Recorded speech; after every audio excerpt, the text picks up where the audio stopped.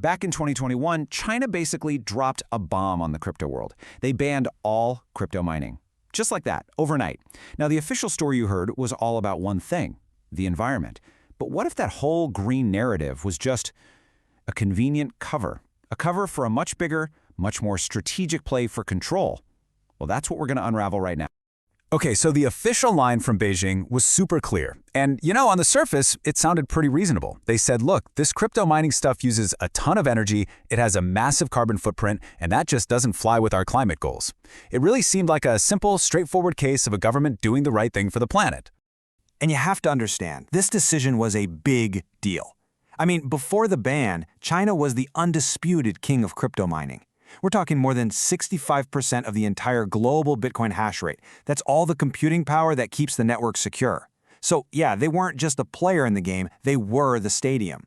Shutting that all down, that was a monumental move. All right, so first up, let's just take Beijing at its word for a second. Let's look at that official story. Was this really just a massive, state-led crackdown all for the sake of going green? It's a really compelling story for sure. But there are a few key facts that just don't quite add up. And once you start pulling on those little threads, well, a very, very different picture starts to come into focus. And our investigation really starts with this major clue, something called the Sichuan hydro paradox.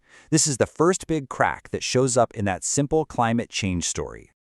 Okay, so this is where the official story really starts to fall apart. The government's claim was all about fighting emissions from dirty coal, right?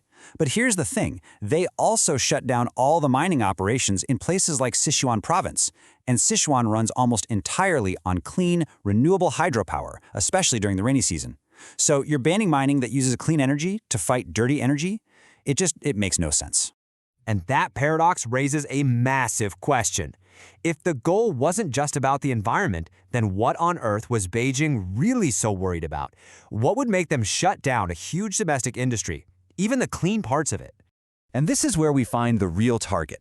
You just have to follow the money. See, the crackdown wasn't really about kilowatts. It was about capital. To be specific, Beijing had a huge problem on its hands. They needed to stop massive amounts of money from secretly flowing out of the country.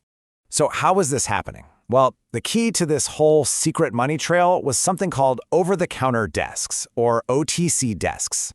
The easiest way to think of them is like unofficial underground money changers, but for the digital age. And these desks became the #1 way for people in China to get around the country's super strict laws on moving money overseas. Here's basically how it worked, step by step. Let's say you're in China. You'd go to one of these OTC desks and trade your Chinese yuan for a stablecoin, something like Tether. Now, that's a crypto that's pegged to the dollar, so it's like a digital dollar. Then you'd fire up a VPN to hide your location, log onto a global crypto exchange, and deposit that Tether. And just like that, poof, you've moved your wealth completely outside of China's control. And the best part is, we don't even have to guess that this was the real target. We have the smoking gun, straight from the source. In the official order from China's central bank, there's no mention of carbon emissions. Instead, they explicitly ordered all financial institutions to hunt down and, I'm quoting here, cut off payment channels for these exact OTC dealers. They were going right after the money pipeline.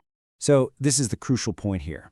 For Beijing, this wasn't just a few people bending the rules. We're talking about a massive, untraceable river of money, tens of billions of dollars a year, flowing out of the country. They saw that as a direct threat to their ability to control their own economy, a threat to their monetary sovereignty. But, just plugging the leaks wasn't enough. Beijing wasn't just playing defense here. Oh no. They were also on offense, building an entirely new system that they could control completely. And that system is the digital yuan, or the ECNY. Now let's be absolutely crystal clear on this point. The ECNY is not a cryptocurrency like Bitcoin. In fact, it's pretty much the exact opposite. It's what's called a central bank digital currency, or a CBDC. All that means is it's a digital version of the yuan, but it's created, issued, and 100% controlled by the government. There is zero decentralization here. None. And when I say control, I mean absolute control. Every single transaction can be tracked by the state. But here's the real game changer. The money is programmable. The government can literally write rules into the money itself, controlling how and when you can spend it. For example, back in a 2020 trial, they gave out ECNY that was programmed to just expire if you didn't spend it by a certain date. Just imagine your paycheck having an expiration date. That's the level of control we're talking about. So, when you put all the pieces together, the strategy becomes crystal clear, doesn't it? If you want to make sure your brand new state-controlled digital currency is a roaring success, what's the first thing you do? You get rid of the competition. The crypto ban wasn't just about stopping money from leaving.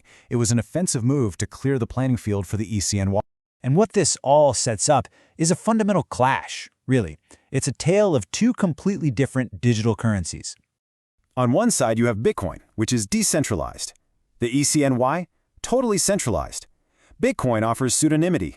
The ECNY is designed to be fully trackable.